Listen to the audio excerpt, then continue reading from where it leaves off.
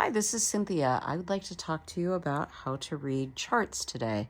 A lot of people are intimidated by them. Let's take the intimidation factor out of them and just enjoy reading a chart, because the great thing about charts is that they show you where you are and where you've been and what everything is supposed to look like when you're done knitting. If you look at this chart, this is from my Great Lakes road trip, leg 1, but most charts look pretty much like this. They might have slight differences, but they will tell you what those differences are.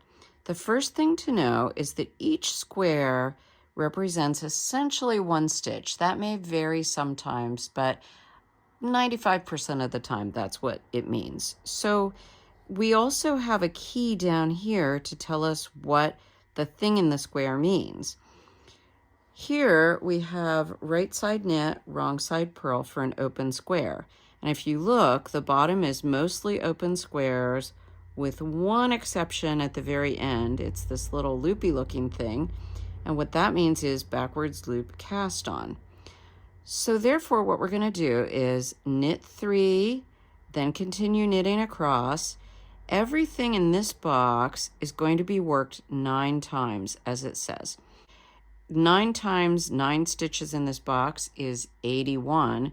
So when you get to this box on the first row, you're going to knit 81 stitches.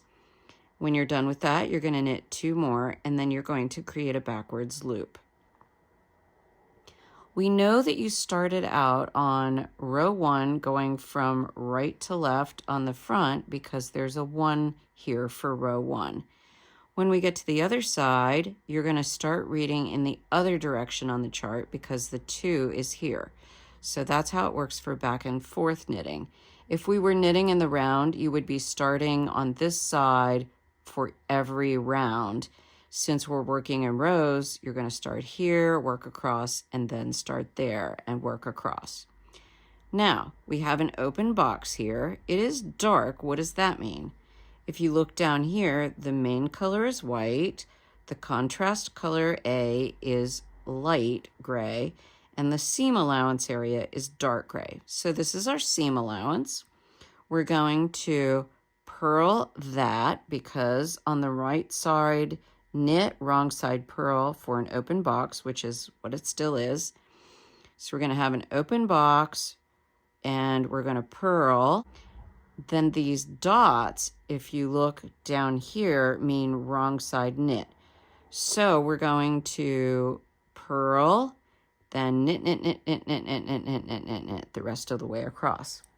Now, when I'm done with a row on a chart, what I always do is use a highlighter. Some people use highlighter tape, but I like an actual highlighter, and I cross out the row. We've completed 2 rows here. So I've now crossed them out. The reason I like the highlighter is that it shows me not only where I'm going, what I've finished, but also what I'm going to. I can see everything easily. Row 3 has a new symbol, so let's see what that means. It's a V with a line through it. So that says slip one with yarn in front.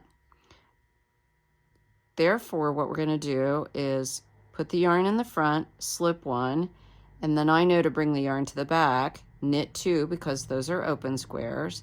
Then we have a diagonal line with a little line sticking out of it. What does that mean? It means make one right.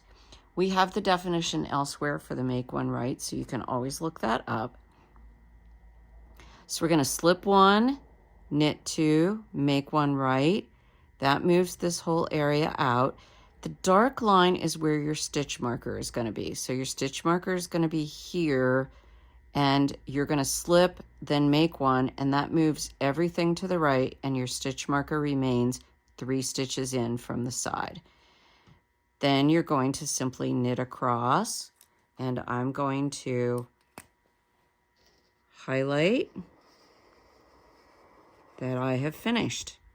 I'm on row 4 now. I'm going to purl across and then knit 3. Super easy. Row 5, I'm going to slip 1 and knit across. This isn't bad at all.